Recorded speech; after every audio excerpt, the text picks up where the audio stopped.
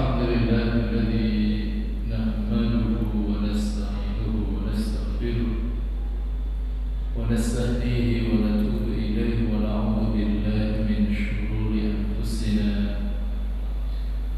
ومن سيئات أعمالنا. من يهده الله فلا مضل له ومن يضلل فلا هادي له. أشهد أن لا إله إلا الله وحده لا شريك له شهادة تنجينا من العذاب يوم لا ينفع مال ولا بنون إلا من أتى الله بقلب سليم. وأشهد أن محمدا عبده ورسوله الذي أدى الأمانة وبلغ الرسالة ونصح الأمة وجاهد في سبيل الله حق جهاده. اللهم صل وسلم وبارك على هذا النبي الكريم نبينا محمد المصطفى صلى الله عليه وسلم وعلى آله وأصحابه أجمعين. أما بعد، يقول الله جل وعلا في محكم كتابه وهو أصدق القائلين: أعوذ بالله من الشيطان الرجيم. يا أيها الذين آمنوا اتقوا الله حق تقاته ولا تموتن إلا وأنتم مسلمون. وقال صلى الله عليه وسلم: اتق الله حيثما كنت واتبع السيئة الحسنة تمحها وخالق الناس بخلق. معاشر الحاضرين والحاضرات jemaah sekalian rahimakumullah wa azakumullah. Alhamdulillah, kita bersyukur atas nikmat yang Allah karuniakan kepada kita, baik nikmat iman, nikmat Islam, dan juga nikmat kesehatan yang dengannya pada malam yang mulia ini, saat kita berada di Al-Ashurul Hurum, bulan-bulan yang mulia, satu di antaranya adalah bulan Dzul Qa'dah. Karena kalau kita membuka di dalam surat yang ke-9 ayat yang ke-36, namanya surat At-Taubah, Allah katakan: inna iddata syuhuri indallahi 12 syahra fi kitabillahi yawma khalaqas samawati wal ard minha arba'atun hurum. Sesungguhnya jumlah tahun itu ada 12 bulan. Di dalam kitab Allah saat penciptaan langit dan bumi, dan di antaranya ada 4 yang disebut dengan Al-Ashurul Hurum. 1 bulan Dzul Qa'dah, yang kedua bulan Dzul Hijjah, yang ketiga bulan Muharram. Ini karena berturut-turut sehingga diistilahkan dengan thalathatun sardan, 3 bulan yang berturut-turut, dan 1 bulan lagi ia berdiri sendiri diistilahkan dengan wawahidun fardan, dan bulan itu adalah bulan Rajab. Di bulan yang mulia seperti ini kita diperintahkan untuk memperbanyak ibadah kepada Allah. Dan alhamdulillah, malam yang mulia ini Allah mudahkan kita untuk hadir di Masjid At-Taqwa yang sama-sama kita cinta ini. Kita semua kepada Allah, mudah-mudahan apa yang kita lakukan bersama Allah Ta'ala catat sebagai amal saleh kita yang kelak akan menjadi pemberat timbangan kebaikan kita di akhirat. Amin ya rabbal alamin. Salam takdim kita sampaikan pada uswah hasanah kita Rasulullah sallallahu alaihi wasallam beserta keluarga, para sahabat, dan seluruh pengikut beliau ila yaumil qiyamah. Jemaah sekalian, malam hari ini kita masih mengkaji kitab Minhajul Muslim, dan tema yang kita bahas adalah Adabu Khisalil Fitrah, yaitu etika perihal kesucian. Fitrah itu artinya suci. Cuma sering masyarakat kita mereka tidak bisa membedakan antara kata fitri dengan kata fitrah. Mana yang benar Bapak Ibu sekalian? Idul Fitri atau Idul Fitrah? Halo? Idul Fitri atau Idul Fitrah? Zakat fitri atau zakat fitrah? Iya kan? Pengertian kata fitri dengan fitrah itu kalau dalam bahasa Arab beda, Pak. Cuma di masyarakat kita dua-duanya ini bercampur aduk. Misalnya kata zakat fitri, kemudian kata Idul Fitri. Id itu juga kalau kita lihat di dalam kamus itu artinya hari raya besar. Fitr itu artinya berbuka. Artinya hari raya besar yang mana kita semua kaum muslimin itu diwajibkan atau dianjurkan untuk berbuka, untuk makan. Sehingga para ulama-ulama kita sepakat melalui hadis-hadis Rasulullah sallallahu alaihi wasallam yang derajatnya sahih, ada 2 hari yang diharamkan puasa bittifaqil ulama melalui kesepakatan para ulama. 2 hari itu apa? Ternyata dua-duanya ini terkait dengan hari raya besar. Satu namanya Idul Fitri dan satu lagi namanya adalah Idul Adha. Karena itu adalah yaumu aklin wa syurbin, hari makan dan hari minum. Itu yang disepakati. Mungkin ada di antara kita yang mengatakan, bagaimana dengan ayyamut tasyriq atau ayyamun nahr, hari penyembelihan. Ayyamut tasyriq lah. Karena kalau ayyamun nahr berarti kan ada tanggal 10 bulan Dzulhijjah. Tapi ayyamut tasyriq 11, 12, 13 itu masih dikhilafkan di antara para ulama kita. Ada yang mengatakan hukumnya adalah haram, tapi ada yang mengatakan tidak sampai pada tingkat haram, tapi derajatnya hanya makruh saja.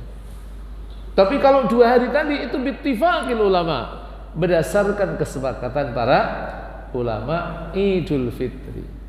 Karena ini hari besar kita berbuka, maka yang kita lakukan jangan puasa, tapi silahkan makan. Termasuk juga pada hari raya Idul Adha, itu juga ayyamu aklin wa syurbin, hari makan dan hari minum. Yang kita semua sebentar lagi akan masuk bulan Dzulhijjah. Tinggal sekitar 1 bulan lagi lebaran lagi Pak itu. Hari raya Idul Adha ini mengedukasikan kepada kita tentang pentingnya kita memperhatikan orang-orang yang ada di sekitar kita melalui ibadah yang namanya ibadah korban. Yang mana para ulama-ulama kita, mereka berpendapat melalui hadis-hadis Rasul sallallahu alaihi wasallam bahwa sesungguhnya korban itu diperintahkan oleh Allah Ta'ala. Surat Al-Kautsar, suratnya bapak-bapak sekalian hafal kan? A'udzubillahi minasyaitonir rajim. Bismillahirrahmanirrahim. Inna a'tayna kal kautsar fasalli lirabbika wanhar inna syani'aka huwal abtar. Inna, sesungguhnya kami, a'tainaka, telah memberikan kepada engkau Muhammad al-kautsar, kebaikan yang banyak. Fasalli, maka salatlah, lirabbika, karena Tuhanmu, wanhar, dan sembelihlah hewan korban maksudnya. Jadi di situ ada beberapa perintah. Perintah pertama, karena memang Allah telah memberikan kebaikan kepada Rasulullah sallallahu alaihi wasallam, seakan Allah ingin mengatakan kepada Rasulullah sallallahu alaihi wasallam, wahai Muhammad, karena aku telah memberikan kebaikan yang banyak kepada engkau, maka kau juga harus suka memberi. Maka Rasulullah sallallahu alaihi wasallam juga dermawannya luar biasa. Kalau jamaah sekalian membaca biografi Rasulullah sallallahu alaihi wasallam, ketika beliau mendapatkan wahyu perintah untuk mendakwahi keluarga dekatnya. Wa andir ashiratakal akrabin, dan berikanlah peringatan kepada keluargamu yang dekat. Apa yang dilakukan oleh Rasul sallallahu alaihi wasallam? Ternyata yang dilakukan oleh Rasul sallallahu alaihi wasallam waktu itu, beliau mengumpulkan keluarganya, Pak. Dikumpulkan. Nah, ketika dikumpulkan, apakah langsung Rasul sallallahu alaihi wasallam menginformasikan kepada keluarganya bahwa beliau adalah nabi? Ternyata tidak. Yang dilakukan oleh Rasul sallallahu alaihi wasallam memberikan makan kepada saudara-saudara. Ini adalah perintah berdakwah kepada keluarga beliau, dan ternyata cara yang dilakukan oleh Rasul sallallahu alaihi wasallam adalah melembutkan hati mereka dengan memberikan makan kepada keluarga dekatnya. Belum beliau menginformasikan beliau adalah nabi Allah, enggak. Baru nanti yang kedua kalinya beliau menghimpun mereka, keluarga dekatnya. Keluarga dekat Rasul kan banyak, Pak. Ada Hamzah, ada Abbas, ada Safiyah, kemudian ada Abu Lahab dan lain-lainnya. Setelah makan, Rasul sallallahu alaihi wasallam menginformasikan kepada keluarga dekatnya bahwa beliau adalah Nabi Allah Subhanahu wa taala. Maka disitulah nanti ada respon negatif yang dihadirkan oleh pamannya sendiri yang bernama Abu. Beliau berkata, "Alihada jama'tana." Untuk urusan ini kah wahai Muhammad engkau himpun kami? Kecewa beliau, Pak. Bahkan kemudian nanti Abu Lahab ini mengambil posisi sebagai rivalitas dakwah Rasul sallallahu alaihi wasallam, sekalipun itu adalah keponakan beliau sendiri. Jadi kadang-kadang ada ustadz tapi pamannya wah nakalnya luar biasa. Itu ada atau tidak, Pak? Halo? Ada juga. Atau sebaliknya, ada seorang kiai tapi keponakannya bandelnya luar biasa. Ada atau tidak, Pak? Ada juga. Sekalipun nggak banyak, Pak. 1-2 biasanya ada. Jadi tujuannya adalah untuk menguji Rasul Allah, untuk menguji konsistensi Rasul sallallahu alaihi wasallam dalam berdakwah. Dan bahkan Abu Lahab itu termasuk tim 11 yang hendak membunuh Rasul sallallahu alaihi wasallam di rumah Rasul sallallahu alaihi wasallam, yang pada akhirnya Rasul sallallahu alaihi wasallam diperintahkan oleh Jibril, diperintahkan oleh Allah melalui Jibril agar secepatnya melakukan hijrah ke Madinah. Itu tim 11 itu diantaranya adalah pamannya sendiri, yaitu Abu Lahab. Yang Jibril waktu itu siang-siang memerintahkan kepada Rasulullah SAW secepatnya hijrah, dan kemudian beliau menemui sahabat Abu Bakar. Dan ketika Abu Bakar beliau diberi amanah untuk menemani Rasulullah SAW melakukan perjalanan ke Madinah dari Makkah, yang itu jaraknya ada berapa kilo, Pak? 500 km. Jalannya seperti hari ini atau masih jauh, Pak? Masih jauh. Masya Allah, Masya Allah. Jadi Makkah Madinah itu kalau jalannya itu normal dan massal itu butuh waktu 8 hari 8 malam dulu, Pak. Kalau sekarang kan cuma 6 sampai 7 jam kan. Masya Allah, luar biasa. Maka syukur kita yang tahu. Rasul, karena sekarang berada pada bulan Dzulqa'dah, Rasul kan hajinya berapa kali, Bapak Ibu? Rasul itu haji hanya sekali, yaitu Hajjatul Wada.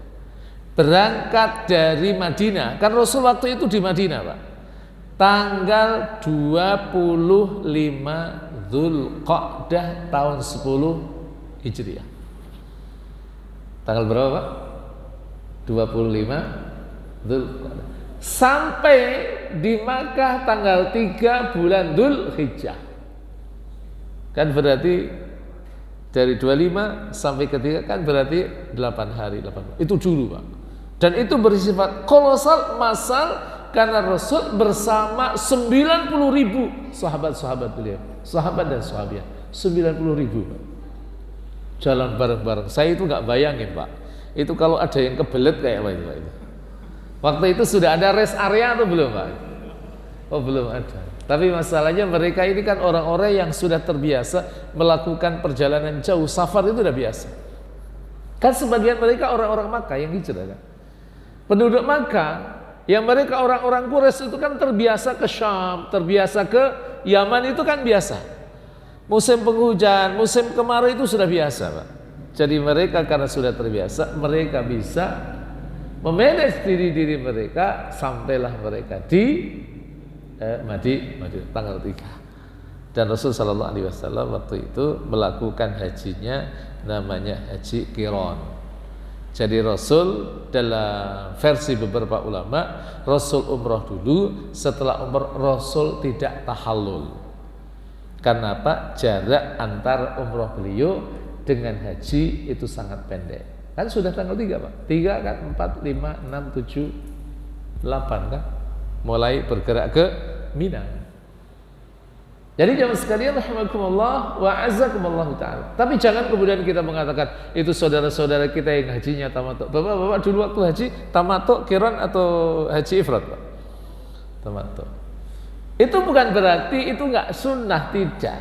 Tetap dia sunnah karena apa? Ada rekomendasi dari Rasul sallallahu alaihi wasallam, sekalipun Rasul tidak melakukan itu. Jadi jamaah sekalian, tapi memang karena tamattu maka konsekuensinya ia harus membayar dam. Damnya itu seekor kambing, Pak.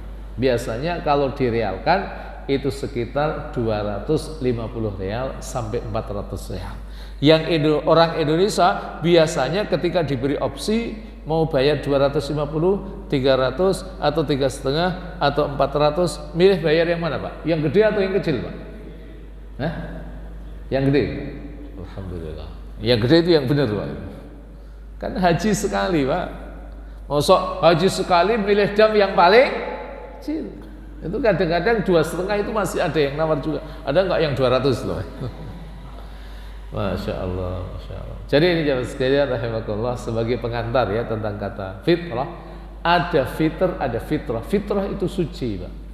Itulah yang disebut oleh Rasul sallallahu alaihi wasallam dalam hadis yang riwayatnya sahih, yang diriwayatkan oleh Imam Bukhari dan Imam Muslim. Kullu mauludin yuladu alal fitrah. Tidak mengatakan alal fitri, tapi alal fitrah. Jadi setiap anak itu dilahirkan dalam keadaan suci, zero, benar-benar bersih. Tapi bukan zero, maksud saya tidak punya apa-apa, tidak punya kompetensi apapun, tidak. Karena anak yang dilahirkan itu ia Allah berikan fitrah, ala fitratil Islam, ala fitratil Islam. Setelah itu fa abawahu yuhawwidanihi aw yunassiranihi aw yumajjisanihi, maka kedua orang tuanya lah yang menjadikan ia Yahudi, Nasrani atau Majusi. Jadi bahwa anak yang dilahirkan itu tidak zero, tapi Allah sudah berikan apa yang disebut dengan fitrah. Jadi disebut dengan fitrah, kesucian. Setelah itu dikatakan di dalam kitab Minhajul Al-Muslimu biwasih muslimah, seorang mukmin dengan sifatnya ia sebagai seorang muslim, ia taqayyadu bi ta'alimi kitabi rabbih wa sunnati nabihi sallallahu alaihi wasallam. Ia berpegang dengan ajaran-ajaran kitab Rabbnya dan sunnah nabinya sallallahu alaihi wasallam. Saya kira ini standar yang harus kita perhatikan. Dalam masalah apapun kita harus berpegang pada kitab Allah dan sunnah Rasul sallallahu alaihi wasallam. Cuma masyarakat kita ini kan tidak seperti itu, Pak. Nanti nikahnya sesuai dengan cara apa? Islam, tapi kehidupan sehari-harinya jauh dari Islam. Di antara jauh dari Islam, antara masyarakat yang istiqomah dengan yang istirahat, pergi ke masjid banyakan mana, Pak? Banyakan yang istiqomah atau banyakan yang istirahat itu? Masya Allah. Istiqomahnya itu milih-milih, Pak. Istiqomahnya itu nunggu bulan Ramadan. Masya Allah. Tapi nanti bulan Syawal cuti dulu ke masjid, Pak. Bahkan kadang-kadang cutinya kelamaan. Nanti Dzulhijjah ada hari raya Idul Adha baru ke masjid. Yang begitu kira-kira ada atau nggak ada, Pak? Banyak ya, Masya Allah, Masya Allah. Ya kecuali bapak-bapak kan ini yang hadir insya Allah istiqomah. Istiqomah itu memang tidak mudah. Sampai ada ayat dalam Al-Quran, itu namanya surat Hud, surat ke-11 ayat 112. Itu Allah katakan fastaqim kama umirta, dan beristiqomahlah engkau ya Muhammad sebagaimana diperintahkan kepadamu. Nanti Bapak Ibu sekalian kalau buka di dalam tafsir Ibnu Katsir, karya Imam Ibnu Katsir, tapi sebenarnya tafsirnya itu namanya Tafsirul Quranil Azim. Karena yang mengarang namanya Imam Ibnu Katsir, maka tafsir itu lebih populer dengan nama pengarangnya daripada kitab aslinya, yaitu Tafsirul Quranil Azim. Itu di situ dijelaskan ketika turun ayat itu Rasulullah sallallahu alaihi wasallam berkata, "Syayyabatni surat Hud." Surat Hud itu telah menjadikan rambutku ubanan, Pak. Kita ini kan biasanya ubanan karena faktor apa, Bapak sekalian? Faktor usia kan, faktor umur kan. Tapi Rasulullah SAW itu ubanan karena faktor turunnya perintah agar kita istiqomah. Kita maaf menghatamkan Al-Quran di bulan Ramadan itu insya Allah relatif enteng. Tapi menghatamkan Al-Quran di bulan Syawal insya Allah enteng atau berat banget, Pak? Halo, ada jamaah yang hadir ini kalau mau jujur, Pak. Kalau mau jujur ya, kalau jujur ya. Ini kira-kira yang hadir ini yang bulan Syawal khatam Al-Quran kira-kira berapa persen, Pak? Insya Allah 50% ada atau kurang, Pak? Lebih ya, Alhamdulillah. Berarti pengajiannya cukup berhasil, Pak. Masya Allah, berhasil. Tapi masalahnya kalau 50% nggak ada itu kan. Artinya kan gagal menghadirkan istiqomah kan. Justru diganti dengan istirahat, Pak, itu. Diganti dengan Maka Rasul katakan syayyabatni surat Hud. Surat Hud itu telah menjadikan rambutku ubanan. Jadi komitmen berpegang teguh dengan ajaran kitab Rabb Allah Ta'ala dan sunnah Rasul sallallahu alaihi wasallam. Fa'ala daw'ihima ya'ishu bihasabihima. Dan di atas cahaya keduanya ia hidup, wa yahsibuhuma bihasabihima yatakayyafu fi jami'i syu'uni, maka sesuai dengan keduanya maka ia beradaptasi dengan Al-Quran dan Sunnah dalam seluruh urusannya. Bagaimana agar hidup kita dalam konteks akidah kita sesuai dengan Al-Quran dan Sunnah Rasulullah SAW. Dari sisi ibadah kita, ibadah ini kan banyak sekali, Pak. Ada ibadah yang mahdhah, ada ibadah yang ghair mahdhah. Yang mahdhah juga sesuai dengan panduan Al-Quran dan Sunnah Rasulullah SAW. Yang ghair mahdhah itu juga sesuai dengan aturan-aturan Allah dan Rasul. Yang ghair mahdhah itu adalah ibadah yang mayoritas adalah pada sisi muamalah. Pada sisi muamalah ini kan banyak, Pak.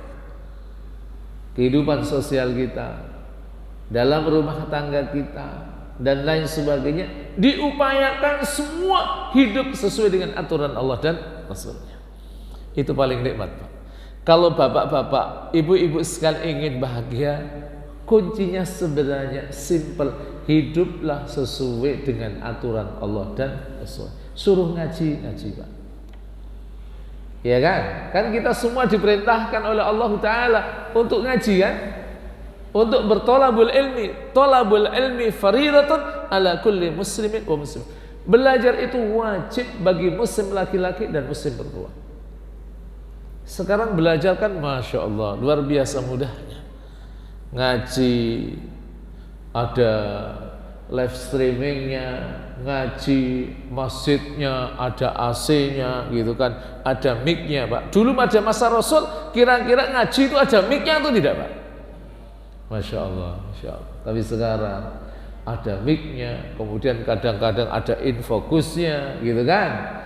Karpetnya empuk, ada AC-nya, nyaman sekali ya. Karena nyaman kadang-kadang antara perhatian kita terhadap ngaji dengan kenyamanan itu kita terkalahkan dengan nyamannya. Karena tadi siang susah tidur, akhirnya waktu ngaji tenang luar biasa, akhirnya mudah tidur. Ya alhamdulillah di sini nggak ada yang tidur. Jadi yang sekalian rahimakumullah, setelah itu wadzalika liqaulillahi ta'ala, hal itu karena firman Allah Ta'ala dalam surat Al-Ahzab ayat 36.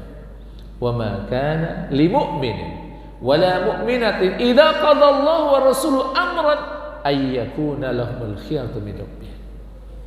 Jadi tidaklah ada bagi seorang mukmin laki-laki dan tidaklah ada bagi mukmin perempuan ketika Allah dan Rasulnya telah membuat keputusan dari perkara ay yakuna lahumul khiyaratu min amri. Ia punya pilihan lain selain pilihan Allah Ta'ala dan Rasul. Tidak seyogianya itu terjadi pada seorang mukmin. Ia harus memilih pada pilihan Allah dan Rasulnya. Hati-hati, belakangan ini kita dihadapkan pada Islamophobia yang sangat luar biasa dahsyat. Kalau bapak-bapak sekalian agak rajin mengikuti perkembangan dinamisasi Islam belakang ini, Islamophobia itu sangat dahsyat. Kita digiring sedemikian rupa. Bagaimana agar kita ragu terhadap agama Allah Subhanahu wa taala. Proyek sekularisasi atau proyek sipilis, sekularisasi, pluralisme dan liberalisme, itu sebenarnya tujuan awalnya itu tidak harus orang-orang Islam itu murtad. Tapi yang mereka fokuskan adalah bagaimana agar umat Islam itu ragu terhadap agamanya. Itu sudah cukup, Pak. Itu proyek mereka. Makanya agar kita tidak ragu dengan konsep Al-Quran dan Sunnah Rasul Sallallahu Alaihi Wasallam, kita harus punya struktur ilmu yang baik. Satu di antaranya adalah dengan cara kita menghadiri majelis-majelis ilmu seperti ini. Apalagi kajiannya adalah kajian kitab, sehingga apa? Ilmu yang kita dapat terstruktur dengan baik.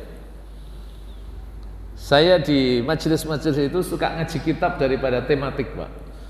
Karena kalau tematik itu kan nanti kemana-mana, Pak.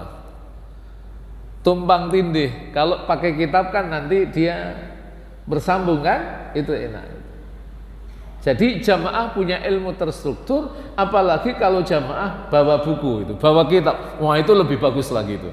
Tapi karena ini memang rata-rata jamaah ini ketika mendengar langsung hafal semuanya gitu, jadi nggak usah pakai kitab, nggak usah.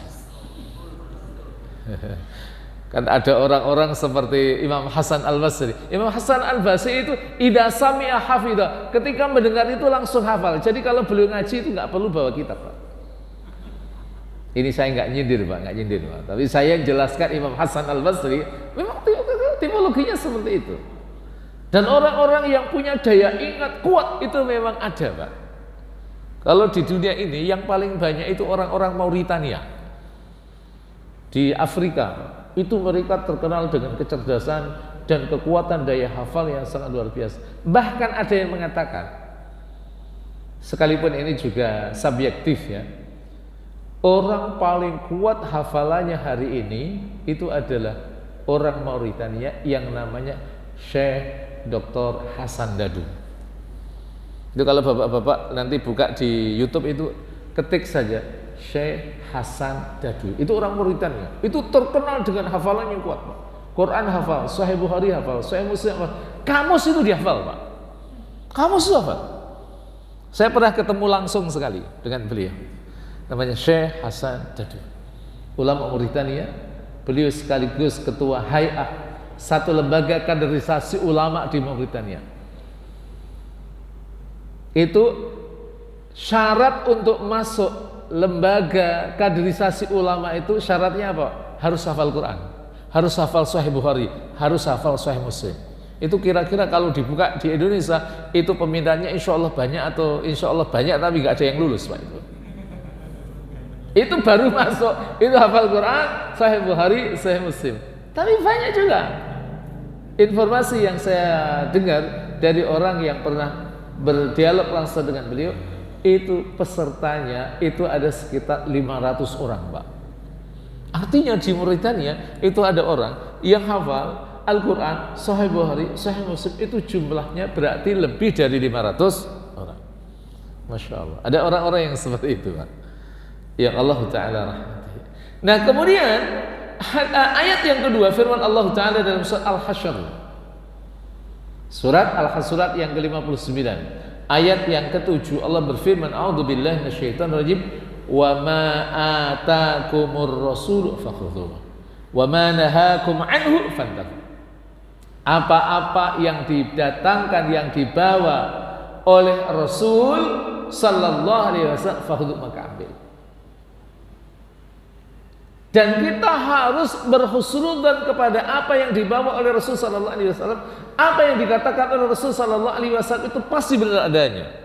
Karena apa yang dikatakan oleh Rasul sallallahu alaihi wasallam itu sumbernya wahyu, bukan hawa nafsu. Dalam surah An-Najm Allah katakan, "Wa ma yantiqu 'anil hawa in huwa illa wahyu yuha." Ia itu tidak berbicara berdasarkan hawa nafsu, akan tetapi apa yang ia katakan adalah wahyu yuha, wahyu yang diwahyukan kepada beliau. Maka setiap kali ada orang-orang yang mencoba mengkritisi perkataan Rasul sallallahu alaihi wasallam dan mereka menyalah-nyalahkan apa yang dikatakan oleh Rasul sallallahu alaihi wasallam, mereka itu hanya menghinakan diri mereka. Rasul sallallahu alaihi wasallam pernah berkata begini, hadis ini sahih. Idza walaghat adz-dzubabatu fi ina'i ahadikum falyakmisha. Ketika ada seekor lalat ia masuk di bejana kalian, maka celupkanlah. Apa logika yang ada dalam pikiran kita? Bagaimana kita melogikakan apa yang disabdakan Rasulullah SAW? Masa kalau ada seekor lalat, dia masuk di bejana, di gelas gitu, kok suruh nyelupin? Kenapa nggak diambil, Pak? Kesannya kan jorok itu kan, Pak. Jorok atau tidak, Pak? Tapi karena ini yang mengatakan adalah Rasul sallallahu alaihi wasallam, pasti benar dan pasti ada hikmah di balik itu. Ternyata di abad ke-19 itu diriset oleh justru bukan seorang muslim, non muslim. Diteliti apa sebenarnya hikmah di balik perintah Rasul sallallahu alaihi wasallam untuk menyelupkan lalat ketika dia masuk di gelas di bejana. Ternyata setelah diriset, lalat itu punya dua sayap, satu membawa penyakit, satu membawa penangkal, sehingga ketika dicelupkan itu terjadi penetralan. Tapi hikmah itu kan semakin kita menganalisa, semakin kita berpikir, maka sesungguhnya hikmah itu akan terungkap. Tidak hanya satu hikmah, ada hikam, banyak sekali hikmah-hikmah. Dan saya mendapatkan hikmah yang berbeda dengan itu. Di samping ada hikmah itu, saya waktu itu pernah ikut dalam sebuah acara seminar internasional. Waktu itu yang menyampaikan ada seorang narasumber dari Saudi, yang beliau pernah melakukan safari dakwah di kawasan Afrika Utara, Afrika Selatan bukan utara. Apa yang terjadi? Di Afrika Selatan, kata beliau, ada satu kawasan yang sangat tandus, yang sangat gersang, yang jatah air satu keluarga itu hanya satu gelas seperti ini, satu botol seperti ini. Waktu itu saya langsung ingat hadis tadi. Apa yang kita logikakan kalau kemudian pokoknya karena ini kemasukan lalat harus dituangin, ditumpahin, kira-kira apa yang terjadi? Berat atau tidak? Jadi lihatlah Islam ini dalam dimensi internasional. Jangan melihat dalam konteks masyarakat Indonesia. Kalau orang Indonesia kan memang air melimpah, Pak. Dan bahkan antara daratan dan lautan dan air di Indonesia ini, maaf, banyakkan mana? Banyakkan daratan atau lautan? Yang sekarang lagi banyak ujian melalui pintu lautan. Masya Allah. Jangan lihat dari sisi Indonesia. Indonesia melimpah, sekalipun kadang-kadang air itu melimpah malah teriak-teriak nggak ada air, Pak. Pernah atau tidak, Pak? Orang Indonesia, Pak. Orang Bekasi pernah atau tidak? Iya kan?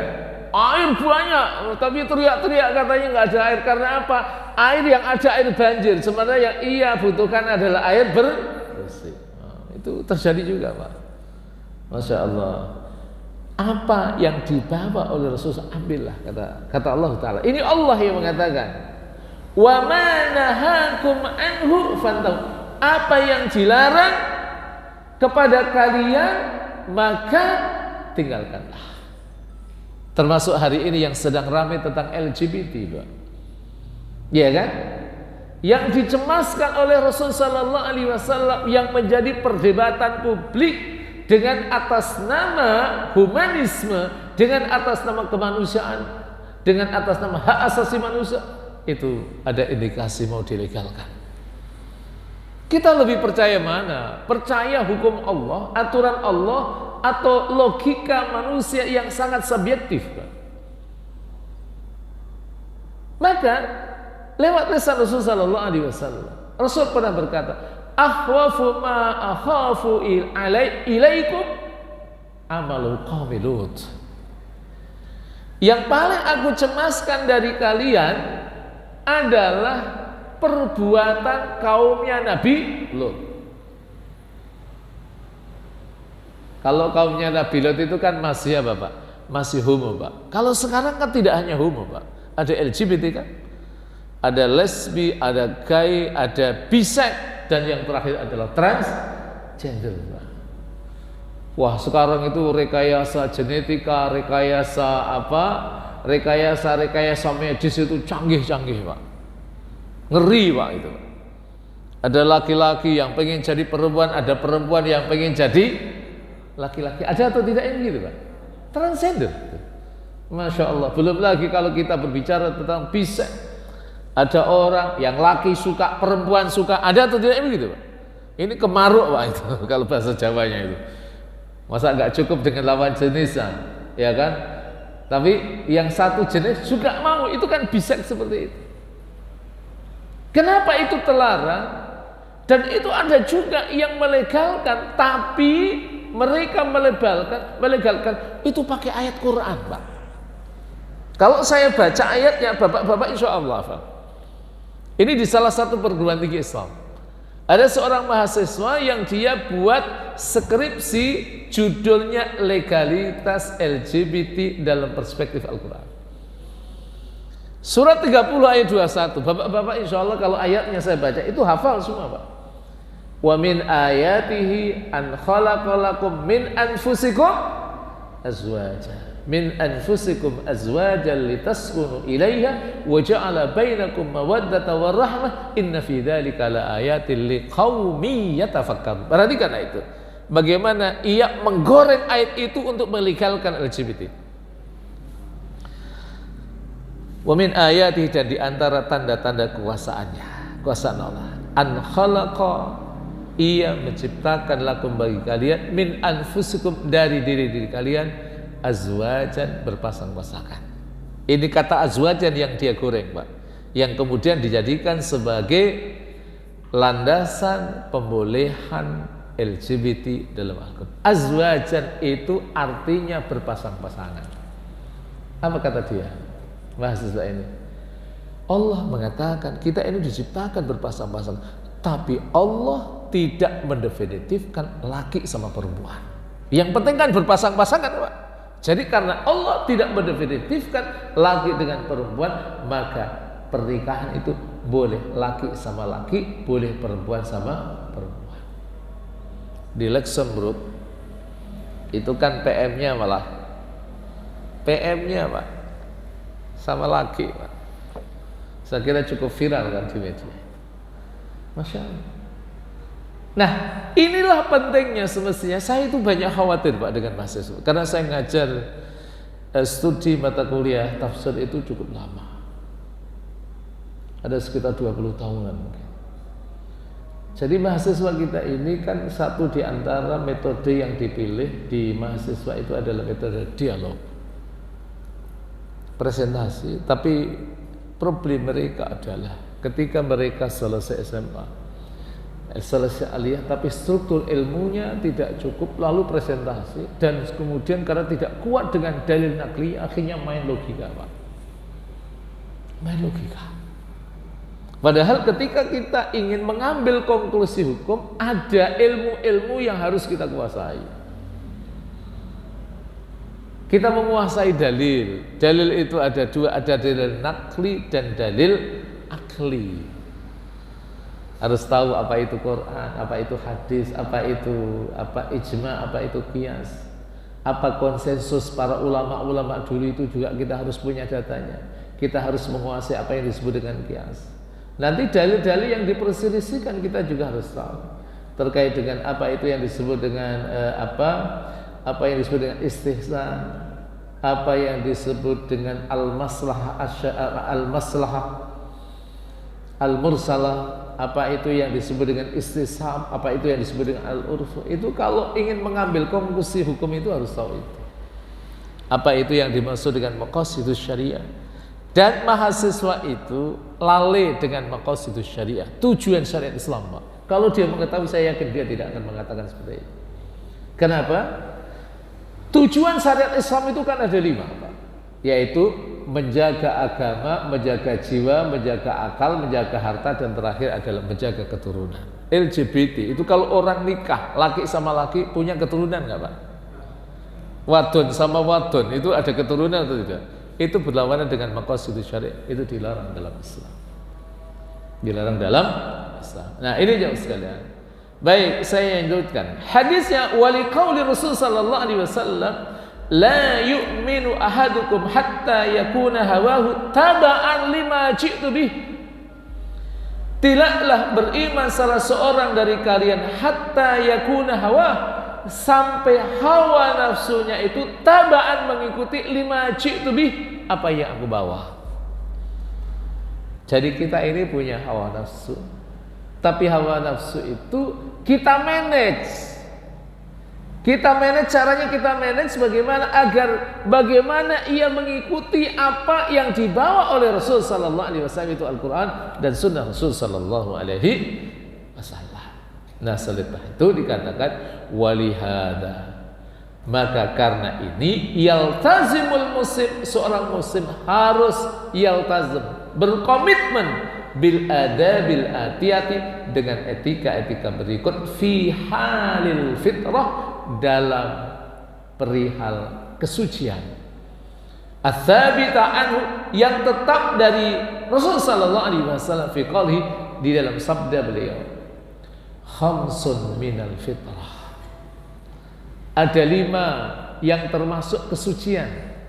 Nanti dalam riwayat yang lain, ini riwayat hadis Rasul sallallahu alaihi wasallam, perawinya adalah Imam At-Tirmidzi dan Nasai. Jadi kalau saya ngajar, saya nggak usah nyari siang rawi, perawinya siapa, karena di sini sudah ada tahqiqnya, Pak. Mentahqiq, ditahqiq itu hadis ini perawinya siapa, itu di bawahnya sudah disebutkan, jadi enak. Oh, ini riwayat Tirmidzi dan Imam Nasai. Dan alhamdulillah kitab ini saya sempat ketemu dengan pengarangnya langsung. Kitab Minhajul Muslim waktu tahun 2006 ya, pas saya umroh. Kitab ini yang ngajar itu adalah Syekh Abu Bakar Al-Jazairi. Beliau rutin dulu, Pak, ngajar di Masjid Nabawi. Pas waktu itu ada halaqah ilmiah yang ngajar adalah Syekh Abu Bakar Jabir Al-Jazairi, dan saya hadir di halaqah itu. Dikatakan apa yang termasuk kesucian itu, dan riwayat lain dikatakan khamsun min sunanil mursalin, ada 5 hal yang termasuk sunnah para nabi. Yang pertama adalah al-istihdad. Apa itu yang dimaksud dengan al-istihdad? Mencukur bulu rambut yang ada di sekitar kemaluan, Pak. Nah, nanti penjelasannya kayaknya pekan depan ini, 2 pekan lagi itu. Kita jelaskan secara umum dulu, karena memang ini rinciannya ada di bab berikutnya. Setelah istihdad, apa yang disebut dengan wal khitanu khitan. Khitan itu adalah sunnah para nabi, dan itu kesucian. Setelah itu apa? Wa qassus syarib, memperpendek kumis. Ada saudara-saudara kita yang maaf mereka itu merawat kumisnya baik-baik, tapi jenggotnya enggak dirawat, Pak. Tapi yang disunahkan itu adalah qasus syarib. Satu lagi wanatful ibti, mencabut bulu ketiak. Mencabut, Pak, bukan mencukur, Pak, itu. Tapi mencabut. Dan satu lagi adalah wa taqlimul adhafir, dan memotong kuku. Jadi ini adalah 5 hal yang disampaikan oleh Rasulullah sallallahu alaihi wasallam dalam hadis dari Imam Tirmidzi dan juga Imam Nasai. Mungkin sampai sini, Pak. Mudah-mudahan bermanfaat. Mungkin satu pertanyaan kalau ada. Ada, Pak? Enggak ada ya? Itu. Sudah masuk waktu Isya? Oh, belum ya? Gitu. Kenapa? 2 menit lagi. Baik. Kalau 2 menit lagi, saya mulai dari yang pertama. Wa hadhil adabu hiya, dan adab-adab itu apa ya, adalah yang pertama adalah al-istihdad. Jadi yang 5 itu yang pertama adalah al-istihdad. Wa huwa halqul anati bi syai'in hadin kasikin wa nahwi, yaitu mencukur al-anah. Al-anah itu adalah rambut yang ada di sekitar kemaluan. Jadi nggak usah kita malu bicara tentang yang begini, Pak. Kan kata Rasul sallallahu alaihi wasallam, qulil haqqa walau kana murran. Kelihatannya agak porno kan itu. Tapi karena ini sesuatu yang menyangkut kehidupan keagamaan kita, dan ini adalah sunnah Rasul sallallahu alaihi wasallam, maka ya kita jelaskan. Dengan apa? Bi syai'in hadid, dengan sesuatu yang tajam. Artinya ya dikerok ya, dengan dibersihkan lah itu ya. Dengan sesuatu yang kalau nanti tumpul kan agak sakit juga rambutnya, itu dibersihin dengan yang tumpul, Pak. Ya kan? Kasikin, seperti pisau pencukur kasur sekarang. Wanawi dan semisalnya. Inilah yang dimaksud dengan istihdad. Istihdad, dan istihdad ini berlaku bagi laki-laki dan berlaku bagi perempuan. Karena apa? Islam adalah agama yang sangat memperhatikan masalah kesehatan dan kebersihan. Dan saya ingin mengatakan begini, Pak. Sebenarnya ini memberikan sebuah message, memberikan pesan. Kalau kemudian urusan yang kecil saja diperhatikan, ya kan? Kebersihan rambut yang ada di sekitar kemaluan itu diperhatikan, bagaimana dengan yang besar-besar? Makanya seorang mukmin mestinya tempat tinggalnya itu harus bersih, Pak.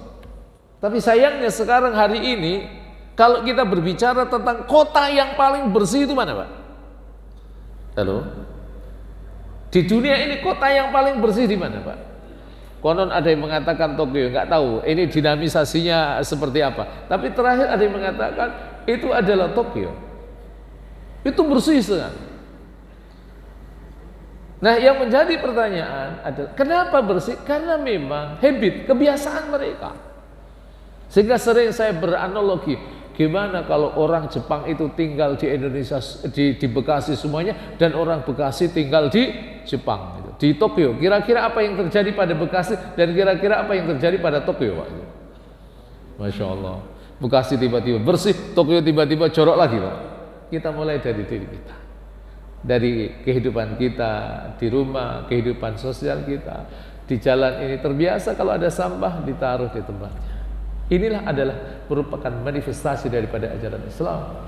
Dan kalau fisik itu diperhatikan, maka yang tidak kalah penting diperhatikan adalah hati kita.